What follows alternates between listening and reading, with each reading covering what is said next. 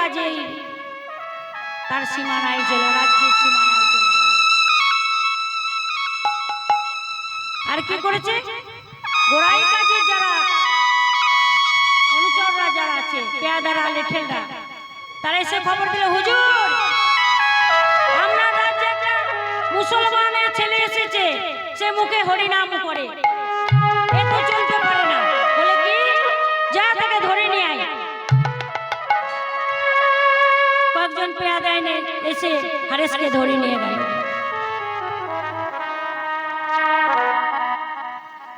আচ্ছা, তোমার নাম কি? আমার নাম হারেস। তুমি হিন্দু হয়ে হরিনাম করো, মুসলমান হয়ে হরিনাম করো কেন?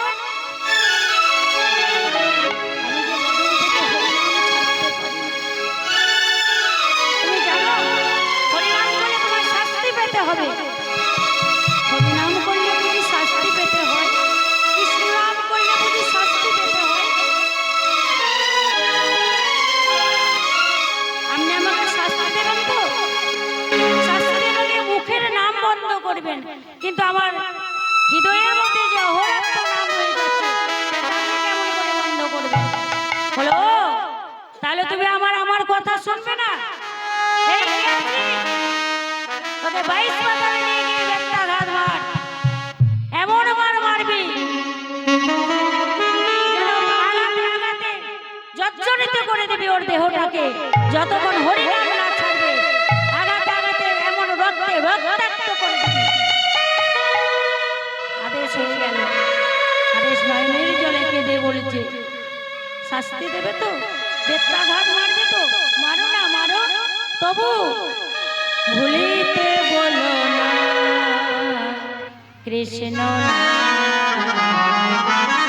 আমায় ভুলিতে বলো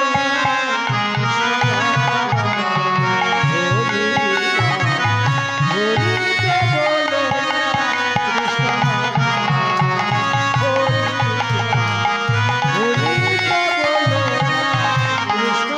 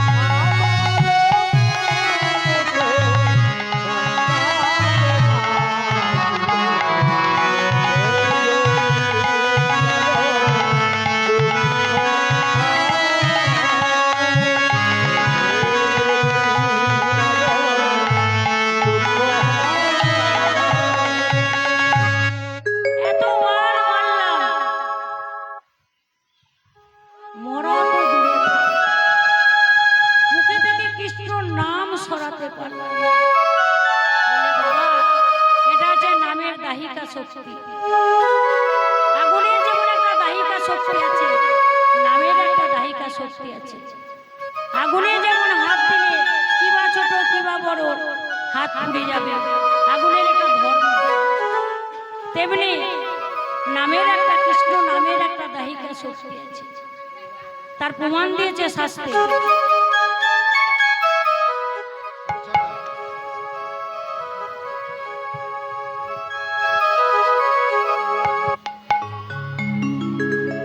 তাই কি করলো? আগুনের একটা দাহিকা শক্তি আছে, নামের যেমন দাহিকা শক্তি। তাই কৃষ্ণ নাম যদি কেউ কালি দিয়ে উচ্চারণ করে, কালি দিয়ে যদি কেউ লেখে, সেই নামই হয় একজন মুক্তির কারণ। কেউ গালি দিয়েও যদি কৃষ্ণ নাম করে, তাহলেও সেই নাম জীবের মুক্তির কারণ। তার প্রমাণ দিয়েছিল অজামিল বলে একজন। যাই হোক, আজকে সময় খুব কম, মাগো আজকে এটা বলতে পারলাম না, আসতে পারি সেদিন বলবো।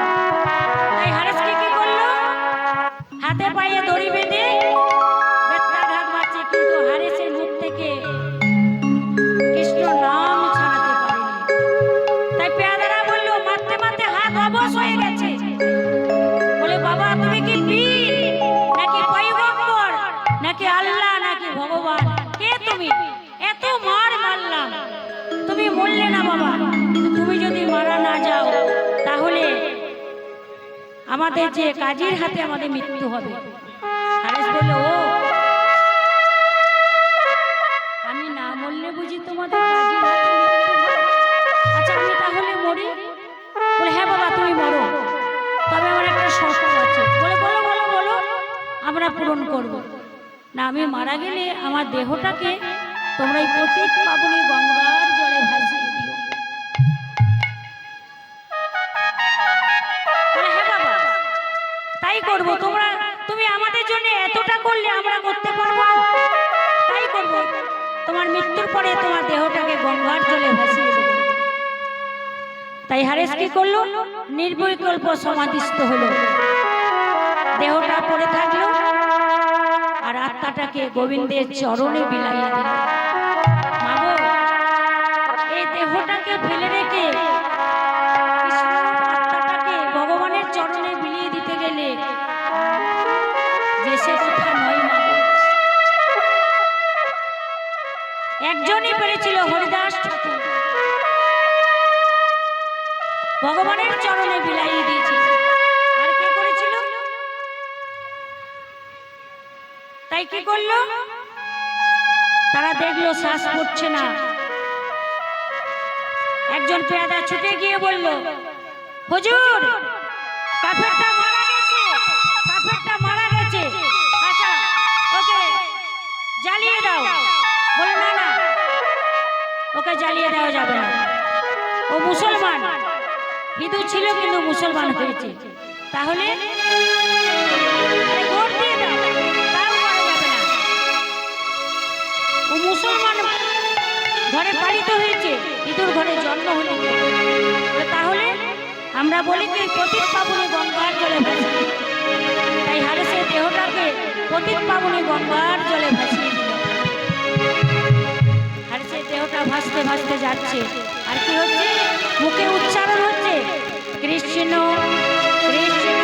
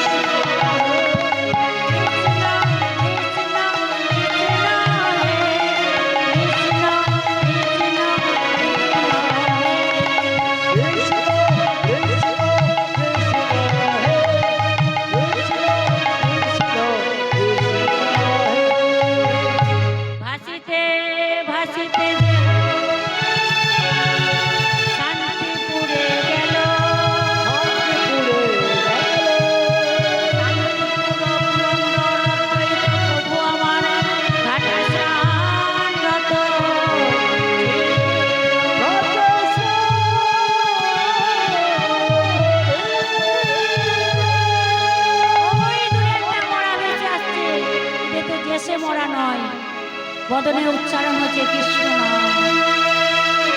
তাই হারে সে দেহটা যেমনই অদ্বৈত প্রভুর কাছে এসেছে, দেহটাকে তুলে নিয়ে গঙ্গার তীরে রেখে শোভনে বদন দিয়া